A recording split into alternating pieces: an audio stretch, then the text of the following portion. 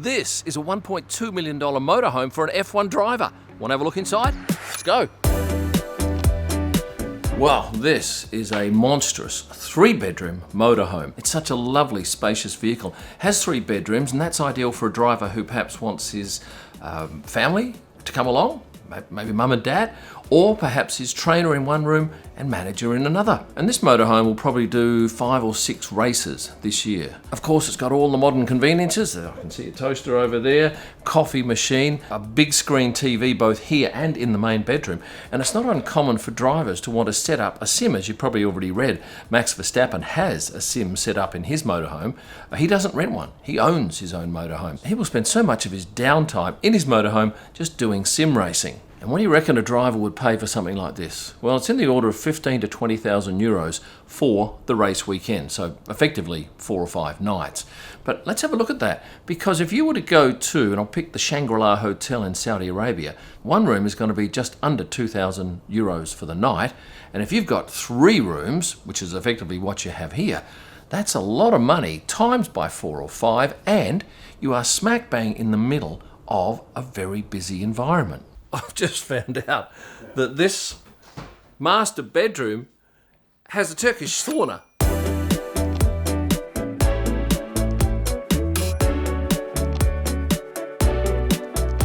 This room has 2 bunks in it, along with a smaller 32-inch television. This would be ideal for a driver, or say someone like a Checo Perez who's got a couple of kids. Perfect. And this is the 2nd bedroom with a bunk bed here, which actually rises automatic. Well, not automatically, it's on a mechanism, but allows you to have 1 bed at that height or 2. The whole floor section that you're stood on here drops down about 10 centimeters, and then each pod moves in about 1 meter each side, and then the whole thing obviously is ready to roll then on the road. That reduces the width by about 50%. I must admit, when James from Race Motorhomes contacted me and said, do you want to have a look at one of these things, I was pretty darn excited, because often I get comments from people like you watching this saying, where do the drivers stay in these motorhomes and what are they like inside? Well, as you can see, there's no expense spared. It is quite lavish. But while the inside of this home is fantastic, it's probably more the outside that is of appeal to the drivers. Why? Well, if they stay in a hotel, and they do for a lot of the flyaway races outside of Europe, they are just constantly badgered by fans. They can't go anywhere and have a private, quiet time. Whereas here, there's only F1 drivers and perhaps a couple of F2 that are welcome. And if you're wondering how this monstrous $1.2 million motorhome is transported, this is the vehicle, a Mercedes Actros with more than 500 horsepower. We have to be ultra discreet if the public or fans find out where we are. We have had in cases in the past in Monza where we've been absolutely mobbed by fans, and we've had to find a new location for the following year. And when a driver books James for one of these magnificent motorhomes, everything's taken into account. In fact, I just saw him spraying the fragrance around the room as a final touch. This is what I use, but it's my own formula, my own mixture, and I can't tell you what it is.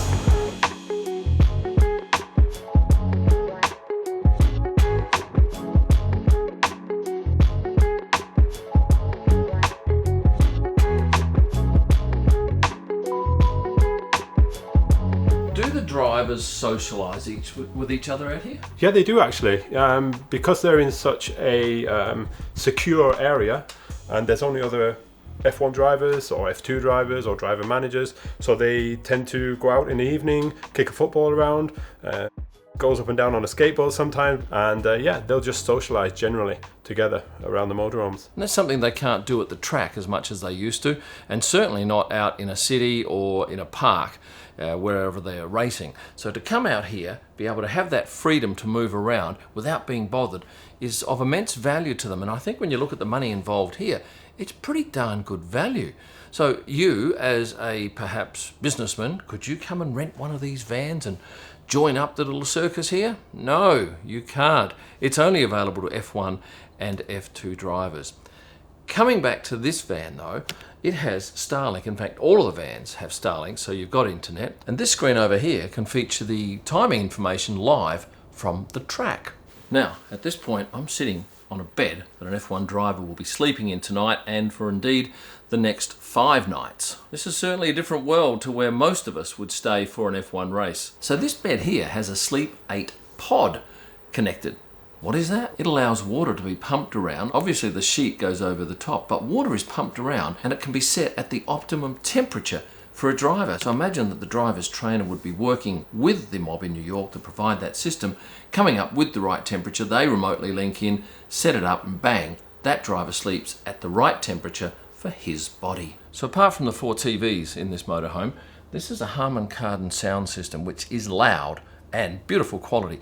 But on top of that, there are actually 6 different air conditioners installed here. So each different area can be set to the optimum temperature for whoever is using that area. What's the driver asked you to organise? One particular driver that I won't name will only drink milk from his region in his country. So we transport that around Europe so that he has his own milk at every race. Isn't that amazing? And on top of that, James and his wife will gladly go out and stock up the fridge with whatever the drivers want, pick up any different items that they may need, virtually provide a bit of a concierge service. And you might be wondering, with back-to-back races, how long does it take to get this monstrous motorhome from A to B? If it's, say, I don't know, 1,500 kilometres, it's around about 21 hours. That's if you've got 2 drivers. But if there's only 1 driver, it's going to be in the order of 2.5 days to go, say, 1,500 kilometres. I've done a fair bit of safaring in Africa and I've stayed in some amazing camps, but this is very much glamping on a mega scale. And is there any security? Yes. There needs to be, because people can be very clever, and if a location is divulged, the security is ramped up, and then, as James already told us, it can be the situation where the year after he has to find somewhere new to set up all of these motorhomes. When you and I travel, we typically take our own gear for the bathroom, shampoo, soaps, whatever, sprays, but oftentimes James and his crew will have to go out and source all that, and they get to know a driver over the space of a season, and they know that every race he will need these 4 or 5 potions. In places like, I don't know, Budapest, where I stay at the Kempinski Hotel, next door is a Ritz-Carlton, often there will be 400 and 500 people waiting out the front for drivers. Now, more and more drivers are now starting to go this route, where they say, no, we don't want to have to battle 35 minutes in the traffic to come back to sign autographs and do selfies for 20 minutes before they go to dinner, because they might have an engagement on. So that's where this sort of high-end glamping for sports stars really comes into its own, and I can only see more and more of them doing this as time goes by. I think the real challenge will be to keep these places secret. I'm not even going to tell you how far we are from the track, or for that matter what country we're in. That's part of this deal, but essentially we are within, I don't know, 5 Ks of the track. The trip in and out in the morning can easily be done by car, scooter, or even on foot. Some drivers have been known to run back to their compound. So which drivers are staying here? Well, I can tell you in number, it's about 10, which is half the field. And on top of that, you've got their managers and trainers. So really, you could end up with 30 to 40 people here of a night time, and if they want, they can get together and socialise, as we've already discussed. Community, that's what I hear James say over and over again, where they're around like-minded people who aren't asking for autographs. They can talk openly about their sport, and they're all on pretty much the same level. They're mixing with their peers. And I can only imagine what sort of chat goes on here at night. Could you imagine?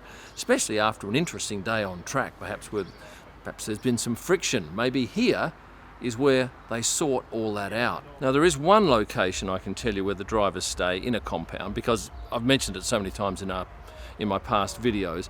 That is at the BRDC, the British Racing Drivers Club, at Silverstone, inside the track, and it's the only place they're allowed inside the track. And you'll see the drivers take their scooters or their bikes around those winding roads on the inside of the track to get to the swipe gates for the paddock. But of course you can't get anywhere near that because security is really quite tight there. I've got to go and kick a football around with some blokes in a minute, so I'm going to leave you. But before I do, I'm going to urge you to go to kimelman.com and go to my signed drivers prints page, where you can pick up prints that are hand signed and numbered by a whole host of drivers. They'll be posted to most anywhere in the world. Thanks for watching. And stay passionate.